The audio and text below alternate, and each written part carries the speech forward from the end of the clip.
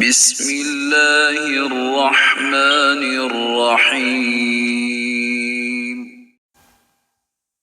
اور وہ کہتے ہیں کہ اس رسول کو کیا ہوا ہے، یہ کھانا کھاتا ہے اور بازاروں میں چلتا پھرتا ہے، اس کی طرف کوئی فرشتہ کیوں نہیں اتارا گیا کہ وہ اس کے ساتھ مل کر ڈر سنانے والا ہوتا، یا اس کی طرف کوئی خزانہ اتار دیا جاتا، یا کم از کم اس کا کوئی باغ ہوتا جس کی آمدنی سے وہ کھایا کرتا۔ اور ظالم لوگ مسلمانوں سے کہتے ہیں کہ تم تو محض ایک سحر زدہ شخص کی پیروی کر رہے ہو۔